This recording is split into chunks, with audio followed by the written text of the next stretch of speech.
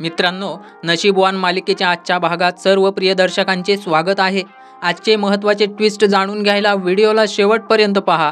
नवीन आलेल्या मंडळींनी channel subscribe करून बेल बटन टच करा। तुम्हाला सुद्धा दररोज नवीन व्हिडिओज पाहायला मिळतील। आजचा भाग अत्यंत प्रभावी आणि भावनिकतेने ओथंबलेला होता। कथा सुरू होते रुद्राच्या आईपासून, जी देवीसमोर मनोभावे प्रार्थना करते, या घराच्या उद्धारासाठी कोणाला तरी पाठव। या वाक्यानेच संपूर्ण भागाची दिशा ठरते। ती फक्त एका आईची हाक नसते, तर तिच्या अंतःकरणातील वेदना आणि श्रद्धेचं एकत्र रूप असतं। आणि याच क्षणी देवीकडून मिळालेला संकेत म्हणजे गिरिजाचं त्या घरात आगमन। गिरिजाचं रुद्रच्या घरापर्यंत येणं हे फक्त योगायोग नसून नियतीचा खेळ असल्यासारखं वाटतं। डॉक्टरांनी तिला रुद्रच्या आईकडे पट्टी बांधायला पाठवणं आणि ती देवीची भक्त असणं, सगळं काही एका अदृश्य शक्तीने घडवून आणल्यासारखं भासवतं। तिचं घराच्या दारात पोहोचणं आणि त्याच वेळी सुटलेला सोसाट्याचा वारा हा फक्त निसर्गाचा खेळ नसतो, तर एका दैवी शक्तीचा संकेत असतो। समईच्या वाती फडफडायला लागतात, पण रुद्राची आई त्या वातींना हाताने आधार देते। हा क्षण श्रद्धा आणि आशेचं प्रतीक आहे। ती जणू देवीच्या शक्तीचा प्रकाश विझू देत नाही, आणि त्याच वेळी देवी स्वतः तिच्या प्रार्थनेला प्रतिसाद देत आहे असं वाटतं। गिरिजा घरात पहिलं पाऊल ठेवते आणि देवी समोरची फुलं वाऱ्याने उडून तिच्या चरणांवर पडतात। हे दृश्य खूपच भावनापूर्ण आणि गूढतेने भरलेलं आहे, जणू देवी स्वतः तिच्या प्रिय भक्तीचं स्वागत करत आहे। या क्षणी वातावरणात एक शांती आणि ऊर्जेचं मिश्रण जाणवतं। नागेश्वर जिन्यावरून वर जात असतो आणि त्याच्या हातातील कडा वाजतो। तोच घुंगरांचा आवाज गिरिजाच्या मनात भूतकाळाचं दार उघडतो। तिचं अस्वस्थ होणं, कानांवर हात ठेवणं आणि जुन्या आठवणींनी त्रस्त होणं, हे दृश्य तिच्या अंतर्मनातील संघर्ष दाखवतं। तिच्या आत काहीतरी आहे जे अजूनही भूतकाळात अडकलेलं आहे, आणि त्या आवाजाने ते पुन्हा जागं होतं। ती बेशुद्ध होण्याच्या क्षणी रुद्र तिथे येतो आणि तिचा हात धरतो। हा क्षण जणू नियतीने आधीच ठरवलेला असतो। त्यांची भेट फक्त एक योगायोग नसून देवीच्या योजनेचा भाग असल्यासारखं वाटतं। दोघांमध्ये निर्माण झालेला तो क्षण, त्यांची नजरानजर आणि पार्श्वभूमीवर वाजणारे नशीबवान हे गाणं मालिकेला सिनेमॅटिक स्पर्श देतं। या क्षणी रुद्रचं मन शांत होतं आणि त्याच्या चेहऱ्यावर पहिल्यांदा आनंदाचे भाव दिसतात। त्याला जाणवतं की गिरिजाचं आगमन म्हणजे देवीने दिलेला संकेत आहे। आता या घरावरचं अंधार दूर होणार हे नक्की। गिरिजा शुद्धीवर येते आणि घाबरून बाजूला होते। रुद्र तिची काळजीने विचारपूस करतो। ती पुन्हा घुंगरांचा आवाज ऐकल्यासारखी कळते, पण रुद्र सांगतो की तिकडे काहीच नाही। हे दृश्य केवळ रहस्यमय नाहीत, तर गिरिजाच्या अंतर्मनात लपलेली गोष्ट उघड होण्याची चाहूल देतात। ती अजून स्वतःलाच समजून घेण्याच्या प्रयत्नात आहे, आणि रुद्र तिच्याकडे आकर्षित होत असतानाच तिच्या भोवतीचं गूढ अधिक दाट होतं। जेव्हा रुद्र म्हणतो, हे माझं घर आहे, आणि स्वतःच्या खोट्या ओळखीचं ओझं त्याच्या मनावर जाणवतं, तेव्हा त्याच्या व्यक्तिमत्वातील द्वंद्व समोर येतं। एकीकडे सत्य दडवलेलं आहे, तर दुसरीकडे भावनांनी भरलेला तो क्षण आहे। गिरिजाच्या चेहऱ्यावर आश्चर्य आणि रुद्राच्या चेहऱ्यावर हलकीशी अपराधी भावना, हे सगळं खूप नैसर्गिकपणे दाखवलं गेलं आहे। रुद्र आणि गिरिजा यांच्या संवादातून एक गोंधळलेलं पण आकर्षक वातावरण निर्माण होतं। रुद्र गिरिजाला सांगतो की तो चालवत असलेला NGO तिच्याच घोरपड्यांचा आहे। हे वाक्य गिरिजासाठी एकदम आश्चर्यकारक ठरतं। तिच्या चेहऱ्यावरचा भाव बदलतो, कारण तिला अपेक्षाच नसते की ती ज्या ठिकाणी आली आहे त्याचं काहीतरी नातं रुद्रशी जोडलेलं असेल। रुद्र इथे पूर्णपणे खोटं वागत असतो, पण त्याच्या मनात भीती स्पष्ट दिसते। गिरिजाने त्याचं खरं ओळखू नये म्हणून तो एक शब्द मोजून बोलतो। ती जेव्हा सांगते की डॉक्टरांनी तिला एका पेशंटकडे पाठवलंय, तेव्हा रुद्र थोडा एक्साइट होऊन बोलून जातो, म्हणजे तुम्ही माझ्या आईसाहेबांना भेटायला आलात तर? इथेच प्रेक्षकांना जाणवतं की रुद्र स्वतःवरचा ताबा हरवतोय। त्याच्या भावनांचा आणि खोट्याचा खेळ सुरू झालेला आहे। गिरिजा पुन्हा एकदा गोंधळते। तिच्या चेहऱ्यावर प्रश्न, रुद्र असं का बोलतोय? आणि रुद्र लगेच परिस्थिती सावरतो। आईसाहेब म्हणजे या घरच्या मालकीणबाई, सगळे त्यांना तसंच म्हणतात म्हणून मी सुद्धा म्हणतो। या वाक्याने तो स्वतःचा बचाव करतो, पण त्याच वेळी आणखी गुंततो, कारण त्याचं बोलणं जितकं तोलून मापून असावं तितकं नाही, आणि त्याच्या नजरेतून हे स्पष्ट दिसतं। गिरिजा आता सरळ प्रश्न करते, आईसाहेब कुठे आहेत? आणि तेव्हाच हॉलमध्ये असलेला फोटो रुद्रचं गुपित उघड करण्याच्या तयारीत असतो। फोटोमध्ये रुद्र स्वतः त्याचे वडील नागेश्वर यांच्यासोबत असतो। परिस्थिती हाताबाहेर जाण्याआधीच रुद्र धाव घेतो आणि त्या फोटोवर हात ठेवून स्वतःचा चेहरा लपवतो। तो ज्या अवघडलेल्या पोझिशनमध्ये उभा असतो, ते दृश्य थोडंसं कॉमिक आणि तितकंच संशयास्पद वाटतं। गिरिजा थोडी हसतेही आणि विचारते, प्रभास, तुम्ही असे का उभे आहात? इथे रुद्रचा अभिनय अजून गोंधळलेला होतो. तो टाळाटाळ करत म्हणतो, मला वाटतं आपण थोडं लांब बोलूया, कारण मगाशी आपण थोडं जास्तच जवळ आलो होतो. या वाक्यानंतर दृश्यात थोडासा हलका रोमॅन्टिक विनोद येतो. गिरिजा निरागसपणे म्हणते, तुम्ही आज औषधं घेतलीत ना बहुतेक. तिचं हे म्हणणं वातावरण थोडं हलकं करतं, पण रुद्रच्या ताणात अजिबात फरक पडत नाही. रुद्र घरात काम करणाऱ्या अरुणला आवाज देतो, घरात पाहुणे आले आहेत, चहा पाण्याचं बघ. आणि जेव्हा गिरिजा मान फिरवते तेव्हा तो पटकन फोटो काढून बाजूला ठेवतो. हे सगळं एकदम फिल्मी स्टाईलमध्ये घडतं.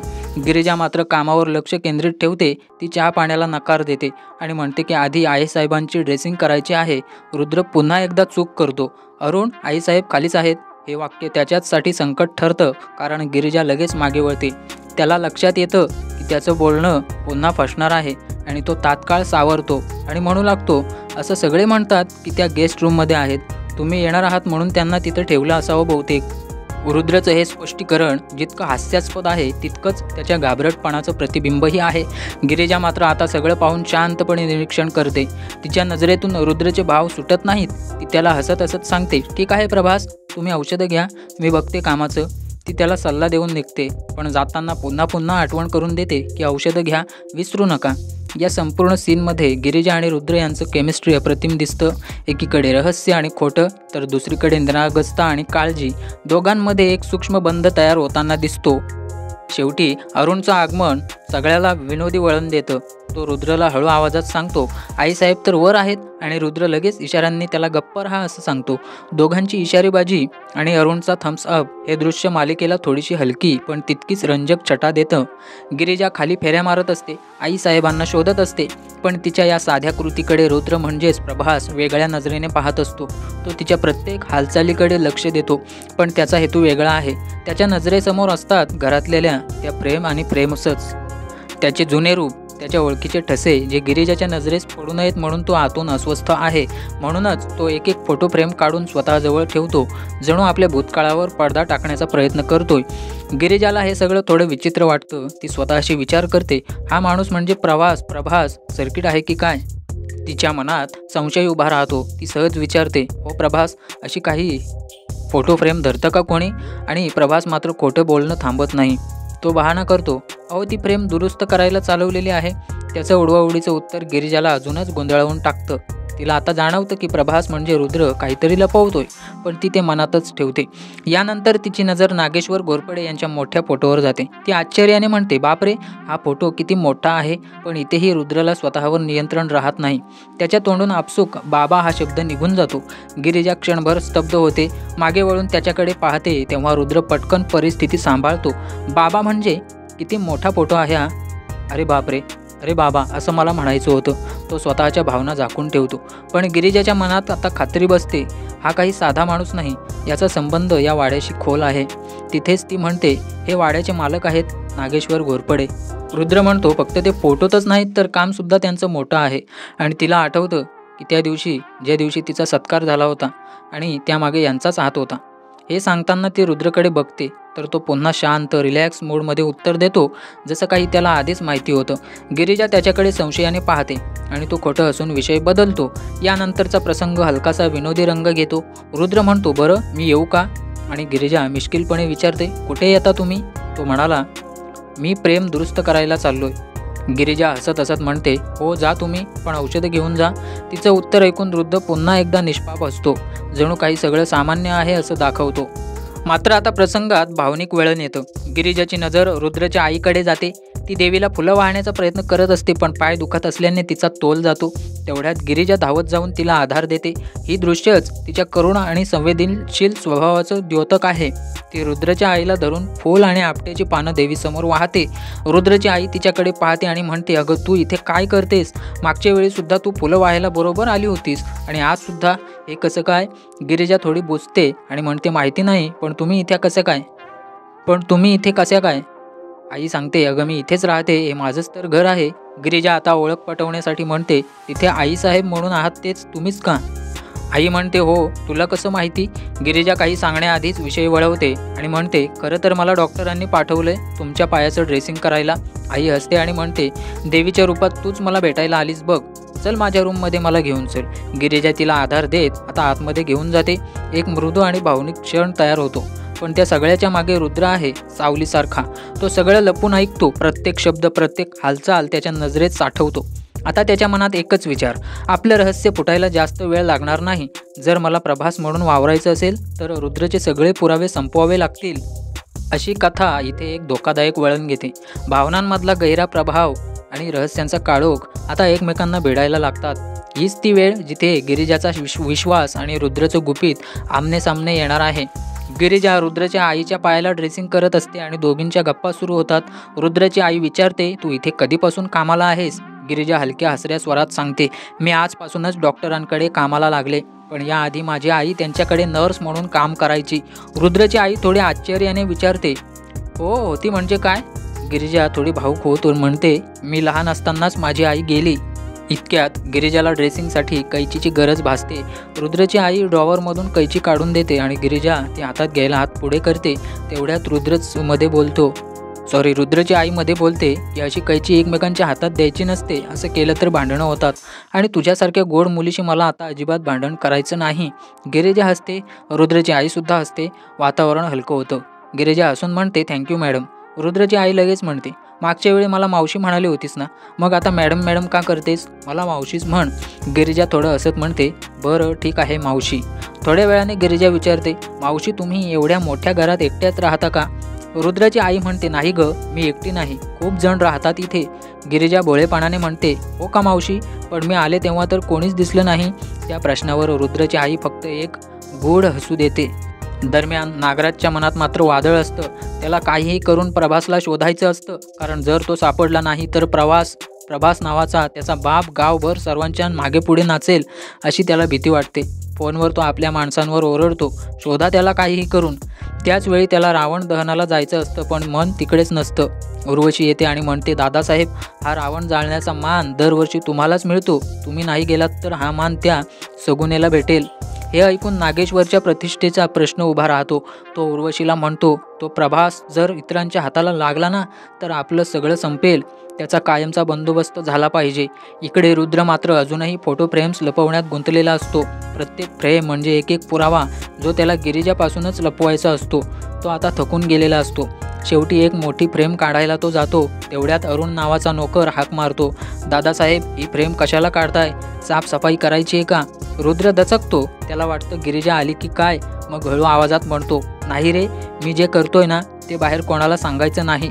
आणि मग थोड्या रोमॅन्टिक स्टाईलमध्ये, कॉमिक स्टाईलमध्ये अरुणच्या कानात कुजबुजतो, एक लक्षात ठेव, माझं नाव रुद्र नाही. अरुण आश्चर्याने विचारतो, दादा, मग तुमचं नाव काय? रुद्र कुजबुजतो, बाहेर कोणी विचारलं तर सांग, माझं नाव रुद्र नाही, प्रभास आहे. अरुण गोंधळून जातो. म्हणतो, पण ते तर पळून गेलेत ना प्रभास दादा. रुद्र स्मित हास्य करत म्हणतो, अरे बाळा, मी सांगतो तितकं ऐक फक्त, बाकी वेळ येईल तेव्हा ते कळेल तुला. रुद्र आणि अरुणची कॉमेडी एकदम धमाल होते. रुद्र अरुणला सांगतो, हा चहा बाहेर ज्या मॅडम आल्या आहेत ना त्यांना नेऊन दे. अरुण सहज विचारतो, पण हा चहा कोणी बनवला दादा? मी काय सांगू, रुद्रने की प्रभासने? रुद्र हसत म्हणतो, ती असं विचारणार नाही, पण जर का विचारलं तर सांग प्रभासने दिलाय. पण अरुणच्या मनात अजूनही शंका असते. मग त्या मॅडम म्हणाल्या की प्रभास तर पळून गेले आहेत, तर मग मी त्यांना काय सांगू? हे ऐकून रुद्रचा संयम सुटतो आणि तो थट्टेच्या सुरात असं म्हणू लागतो की तुझ्या डोक्यात ही प्रेम घालीन बघ आता.